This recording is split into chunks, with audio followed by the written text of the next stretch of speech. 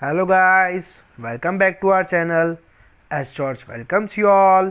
This is the lesson number 8, class 8, chapter number 8, democratic parliament in the democratic country. This is the part 2, the part B, question answers part. So let's begin with the chapter. What does the parliament comprises of? मैंने आपको पहले video में भी बताया था भाई parliament किस किस चीज़ों से बनता है. तो parliament is consist of the president, the Lok Sabha, the Rajya Sabha and the vice president. किसी भी बड़ी ऑर्गेनाइजेशन अकेले खड़ी नहीं होती है, तो उसको बनने के लिए 2-3 जनों का सपोर्ट चाहिए होता है. तो हमारी पार्लियामेंट जो है वो टोटल 4 जनों से बनी है, प्रेसिडेंट से, लोकसभा से, राज्यसभा से और वाइस प्रेसिडेंट से मिलकर बनी है. ठीक है, okay. How many houses does the parliament of Indian have, which are they? अब हमारे पार्लियामेंट्स के पास टोटल 2 हाउसेज है, एक ऊपर वाला घर, दूसरा नीचे वाला घर. अब ऊपर वाले घर को इंग्लिश में बोलते हैं अपर हाउस, नीचे वाले घर को बोलते हैं लोअर हाउस. एकदम आसान. The parliament of India consist of the 2 houses, the lower house of the parliament known as Lok Sabha and the upper house of the parliament known as Rajya Sabha. Which is the lower house of the parliament? The Lok Sabha is known as the lower house of the parliament. किसको बोलते हैं रे बाबा? लोकसभा को क्या बोलते हैं? Lower house of the parliament. L for lok and L for lower house. Very easy. You can easily remember the each and every answer just by listening my words, just by listening to what I am saying and concentrating on the studies. Which is the upper house of the parliament? अब upper बोले तो ऊपर वाला घर. ऊपर मतलब जिसकी spelling बड़ी उसका भी बड़ा काम है. तो ये सीधी सी बात है, Rajya Sabha. Rajya Sabha is known as the upper house of the parliament. ठीक है. फिर why does the parliament have complete and the important powers in the democracy?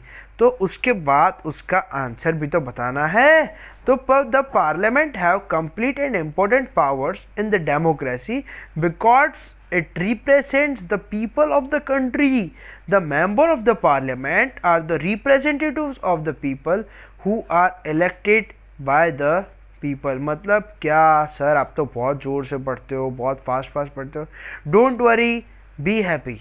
तो अब मैं आपको बता देता हूँ कि भाई क्या लिखा है कि भाई पार्लियामेंट के पास बहुत सारा पावर क्यों होता है, उसके पास इम्पोर्टेंट पावर्स क्यों होती है. बिकॉज कि वो सिर्फ अपने आप को रिप्रेजेंट नहीं कर रहे होते. जो भी पार्लियामेंट के जो मेंबर्स होते हैं वो सिर्फ अपने आप को रिप्रेजेंट नहीं कर रहे होते, वो पूरी कंट्री को रिप्रेजेंट कर रहे होते हैं.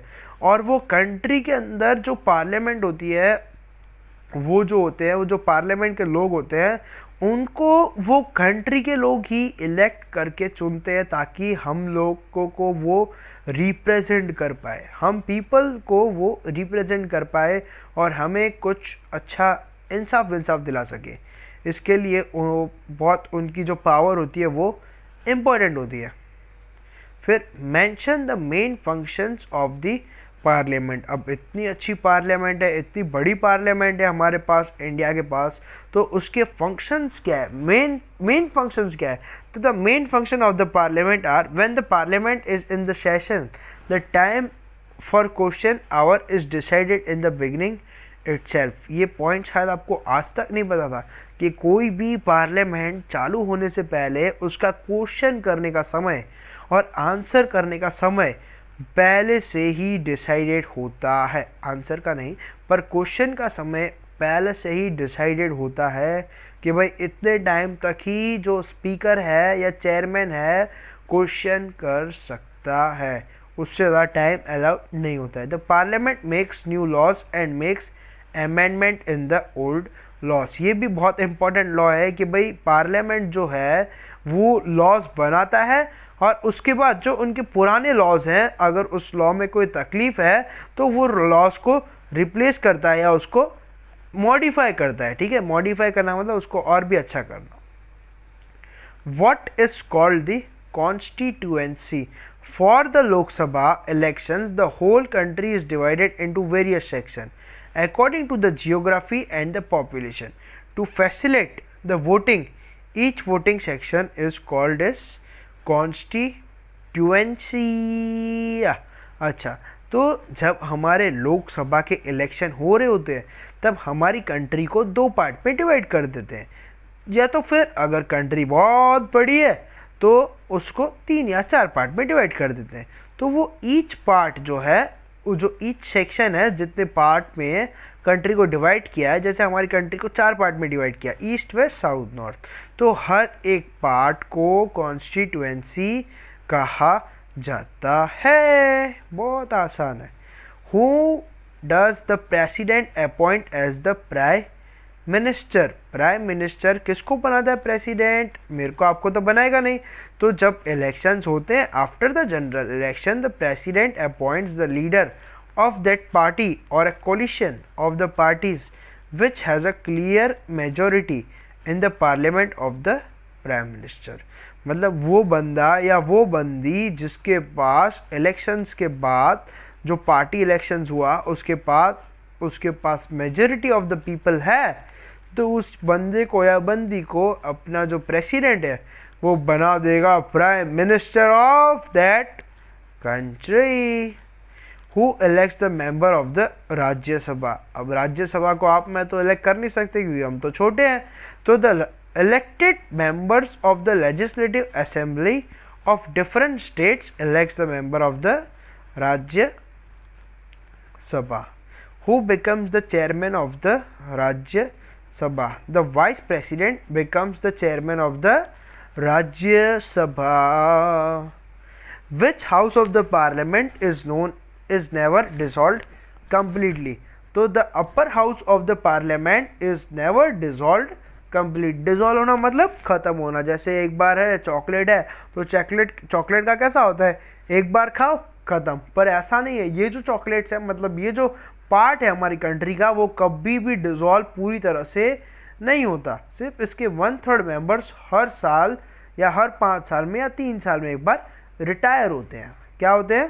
रिटायर होते हैं। ठीक है। फिर which house of the parliament is known as the permanent house? तो the upper house is known as the permanent house of the parliament.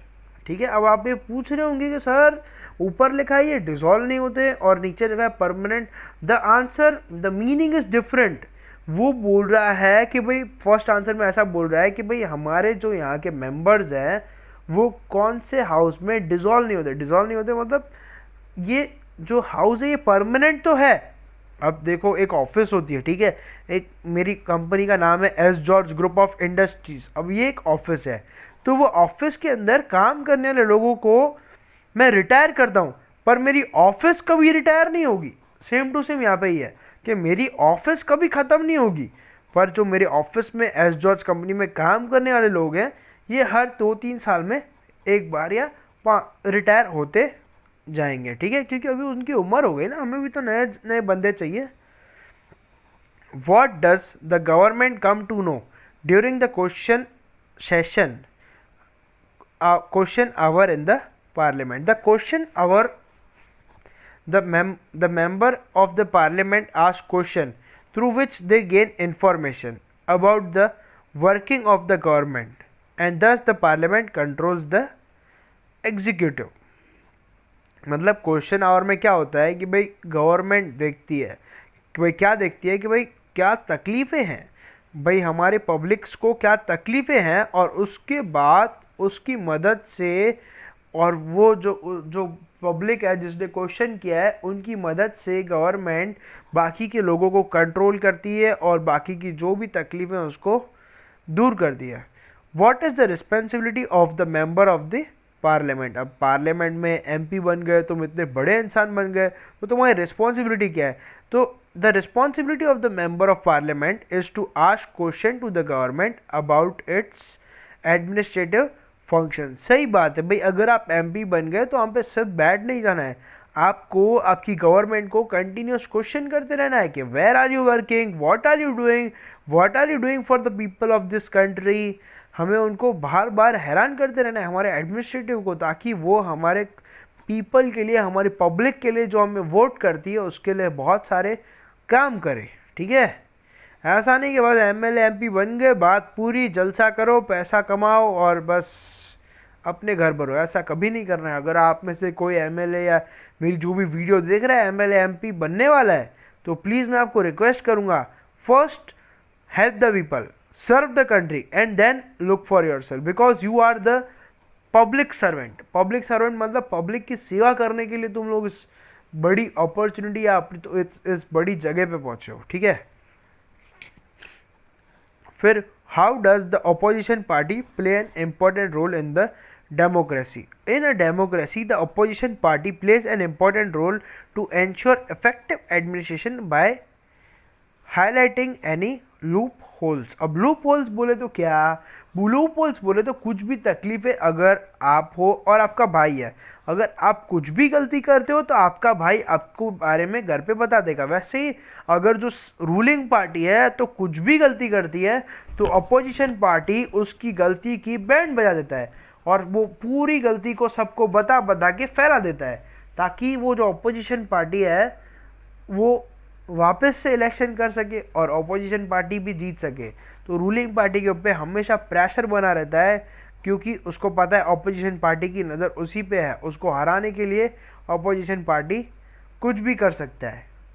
When does a bill become a law? अब bill मतलब कुछ भी चीज़, अगर मेरे को समझो कुछ भी लॉ बनाना है तो जब तक वो लॉ नहीं बनता ना तब तक उसे कहते हैं बिल। तो अ bill that is issued by both the houses become a law only after the president sign in it। अभी अगर आपके घर में कुछ भी कोई भी चीज़ होती है तो समझो आपके भाई ने हाँ बोल दी, आपकी मम्मी ने हाँ बोल दी, पर जब तक आपके पापा की सिग्नेचर नहीं होगी तब तक वो चीज़ कंसिडर होती नहीं है। तो हमारे कंट्री में भी ऐसा ही है, अगर भले राज्यसभा ने हाँ बोल दिया, लोकसभा ने हाँ बोल दिया, पर जब तक प्राइम मिनिस्टर ऑफ इंडिया या वो कंट्री का प्राइम मिनिस्टर उस जगह पे साइन नहीं करेगा तब तक वो लॉ नहीं बनेगा। Give reason Rajya Sabha as the permanent house. भाई सब लोग राज्यसभा को परमानेंट हाउस बोलते हैं तो हमारे माथे पे हथौड़ा पड़ता है। भाई इसको क्यों बोलते हैं? The Rajya Sabha is the permanent house, it is never dissolved completely. This is because 1/3 of its member retire every 2 years and the new members are inducted. इसके लिए बोलते हैं क्योंकि उसको कभी जो राज्यसभा है ये कभी बंद नहीं होता। उसके 1/3 भाग के मेंबर, जैसे 10 में से 3 मेंबर हर साल रिटायर होते हैं, हर 2 साल में एक बार रिटायर होते हैं और नए मेंबर्स की एंट्री होती है। तो इसके लिए उसको बोला जाता है परमानेंट हाउस। फिर why is the president called the part of the parliament? अब प्रेसिडेंट का क्या काम है, उसको क्यों बोलते हैं पार्ट बना देते हैं पार्लियामेंट का? तो because the president is called the part of parliament because he is associated with the procedure of the parliament. A bill that is passed by both the houses becomes a law only after the president's signature. The president has the power to decide about the meetings of the parliament and announce the completion of the session. अब president का काम क्या है? तो president इसके लिए होता है कि भाई समझो राज्यसभा लोकसभा दोनों ने एक चीज़ को पास कर दिया, पर दोनों ने वो चीज़ को ध्यान से पढ़ के पास नहीं किया, और वो चीज़ अगर प्रेसिडेंट के पास आती है तो पहले तो दोनों हाउस की बैंड बजेगी और उसके बाद जो हमारा प्रेसिडेंट है वो पढ़ लिख के अच्छे से फिर ही साइन करेगा। तो इसके लिए जब प्रेसिडेंट का काम क्या है कि भाई वो जो बिल होता है उसको बहुत ध्यान से स्टडी करना। भले दोनों हाउस ने पास कर दिया है पर फिर भी उसको ध्यान से स्टडी करना और उसके बाद उसको पास करना। ऐसा नहीं कि कुछ भी कर दिया, क्या भी कर दिया। और जो हमारा जो मीटिंग होता है, जो राज्यसभा में हमारी मीटिंग होती है, उसके टाइमिंग्स, उसके आवर, उसको जब कब ख़त्म करना है, ये सब और सब कुछ अपन के प्रेसिडेंट के हाथ में होता है। हम लोग उसमें कुछ भी नहीं कर सकते, ना ही वहाँ के एमएलए या MP कर सकते हैं। हमारा प्रेसिडेंट डिसाइड करेगा कब मीटिंग चालू होगी और कब मीटिंग ख़त्म होगी, ठीक है। What do you mean by democracy? Democracy बोले तो क्या रे बाबा, what is its main aim? तो democracy is the government of the people, for the people, by the people and of the people. Democracy मतलब क्या? डेमोक्रेसी बोले तो पब्लिक की गवर्नमेंट, वो क्या, फॉर द पीपल मतलब पब्लिक के लिए, बाय द पीपल पब्लिक की वजह से, ऑफ द पीपल पब्लिक ने बनाएला। In a democracy, general elections are held every 5 years in which people cast a vote to elect their leaders. Democratic country में हर 5 साल में एक बार वोटिंग होती है और वो वोटिंग में इंसान अपने प्रिय या बहुत अपने पसंदीदार नेता को चुन सकता है और वो नेता उसको 5 साल तक रूल करेगा नहीं यार, करेगा। In the democracy, supreme power is vested in the people and is exercised by them or by their elected leaders. These leaders form the government. In a democracy, the government has to give up the clarifications and the provide reasons for the decisions they have taken. Democracy में कुछ भी चीज़ हलवा नहीं होती। अगर समझो आपकी जो party है वो रूलिंग पार्टी है, ठीक है, पर आपकी पार्टी क्या कर रही है, कैसे कर रही है, किसकी वजह से कर रही है, पैसे कहाँ जा रहे हैं, कितने पैसे कहाँ जा रहे हैं, कितने पैसे यूज़ कर रहे हैं, कितने पैसे कमा रही है सरकार, ये सब चीज़ों की क्लैरिफिकेशन रखनी पड़ेगी। अगर ये सब चीज़ों की क्लैरिफिकेशन नहीं है ना भाई, तो आपकी जो पार्टी है उसको समझ लेने का अगली बार कोई वोट देगा नहीं, और एकदम सोच समझ के कुछ भी डिसीजन लेने का, क्योंकि आपको वापस इस कंट्री को रूल करना है, वापस इस कंट्री के डेमोक्रेसी में आना है ना, तो फिर जो भी डिसीजन लो सब कुछ ट्रांसपेरेंट रखो। और 100 बात की एक बात, आपको जिस पब्लिक ने वोट किया है ना उसको कभी नहीं भूलने का, उसको आगे रख के उनके बारे में पहले सोचने का और फिर बाकी सब के बारे में सोचने का, तो ऑलरेडी और अपने आप से आपका डेवलपमेंट हो जाएगा। फिर how is the parliament formed in India? India में पार्लियामेंट कैसे फॉर्म होता है? तो India has adopted parliamentary democracy. ये आपने फिल इन द ब्लैंक्स में भी पढ़ा, MCQs में भी पढ़ा। The parliament is the supreme institution in India. The Parliament of India consists of the President and the two houses, the Lok Sabha and the Rajya Sabha. The Lok Sabha 545 members is known as the lower house and the Rajya Sabha 250 members is known as the upper house. In our system of the governance, the Parliament enjoys the complete power since it comprises of the elected representatives of the nation. मतलब हमारा जो parliament है वो total और कुल मिला के उसके पास सिर्फ 3 ही जने हैं, एक हमारा प्रेसिडेंट, एक हमारा 2 हमारे घर, उसमें से पहला लोकसभा, दूसरा राज्यसभा। लोकसभा में क्या है, टोटल 545 मेंबर्स है और वो सारे के सारे इलेक्टेड होते हैं, और लोकसभा को बोलते हैं lower house of the parliament. दूसरा क्या है, राज्यसभा है। राज्यसभा में क्या होता है, 238 मेंबर्स इलेक्टेड होते हैं, 12 मेंबर्स जो होते हैं वो प्रेसिडेंट के थ्रू रखे हुए होते हैं, ठीक है। अब राज्यसभा को अपर हाउस ऑफ द पार्लियामेंट भी बोलते हैं, और हमारे जो गवर्नेंस है उसके अंदर जो पावर जो है, पूरा पावर जो है वो पार्लियामेंट एंजॉय करता है, और जब तक उसको मतलब उसको कुछ 5 साल तक वो इलेक्शंस नहीं आते तब तक पूरा पावर्स हमारे जो पार्लियामेंट्री है उसके हाथ में रहता है। फिर उसके बाद question number 3, how is the council of the ministers of India formed? After the Lok Sabha elections, party-wise list of the elected members is made to ascertain which party has a clear majority. पहले क्या होता है, पहले voting होता है, voting होने के बाद एक लिस्ट निकलता है, लिस्ट निकलने के बाद फिर देखते हैं कि भाई कौन सा जो पार्टी का मेंबर्स है, कौन सा मिनिस्टर है वो जो मेजॉरिटी वोट में है, the party that forms the government that party forms the government must have a clear majority or a form of the coalition to gain the majority. मतलब जो पार्टी जीता है उसके पास मेजोरिटी ऑफ द वोट्स होने चाहिए. विच party council of minister बना सकता है इंडिया का, हर कोई नहीं बना सकता है. The leaders of such a party is appointed as a prime minister by the president. The prime minister of India is the head of the ruling party. The prime minister forms the council of the minister by selecting the members of his party. पहले तो जो party सबसे ज़्यादा vote से जीती है, ठीक है, अब उसके लीडर को हमारा जो प्रेसिडेंट है पहले उसको बनाता है प्राइम मिनिस्टर. अब वो प्राइम मिनिस्टर बन गया ना तो वो हो गई रूलिंग पार्टी. वो कौन सी हो गई?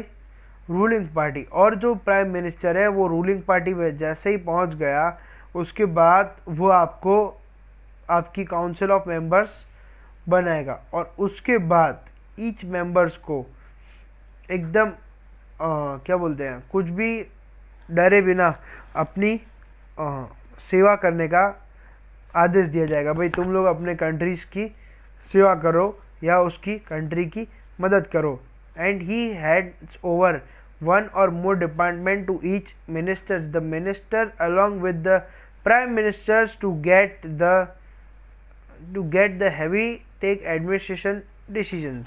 और जो मिनिस्टर होता है उसको पता है, प्राइम मिनिस्टर को पता है कि भाई मैं हर जगह जा के इंस्पेक्शन नहीं कर सकता. तो वो जो प्राइम मिनिस्टर होता है वो हर एक डिपार्टमेंट में अलग अलग मिनिस्टर्स बना देता है ताकि हमारा हर डिपार्टमेंट अच्छे से प्रोटेक्टेड रहे और उसमें कोई भी तकलीफ़ें आए नहीं. ठीक है. If you don't know anything please ask me, you will be knowing everything. ठीक है. If you were a member of the parliament what you do for the people. सीधी सी बात है, अगर मैं आपको बोलूँ you are the principal of the school, तुम क्या करोगे? तो वैसे ही अगर आपको मैं पार्लियामेंट का मेंबर बना दूँ तो आप क्या करोगे? तो if as a member of parliament I would put forward people's questions, their problems and difficulties in the parliament and draw attention towards them. जैसे ही मैं पार्लियामेंट का मेंबर बनूंगा या बनूंगी, मैं अपनी कंट्रीज़ के जो पीपल है, मतलब पीपल को बहुत सारे क्वेश्चन होते हैं, सर ये, सर वो, सर ऐसा, सर वैसा, सर ऐसा, सर कैसा. तो ये सारे क्वेश्चंस को मैं आगे करूं और हमारी कंट्री की जो भी पब्लिक है इनकी जो भी तकलीफ़ें हैं वो सबको सॉल्व करूं. And I would get assurance from the ministers for their solution to each questions and difficulties of the people. I would keep my eye on whether all the ministers do their work according to the assurance they given or not.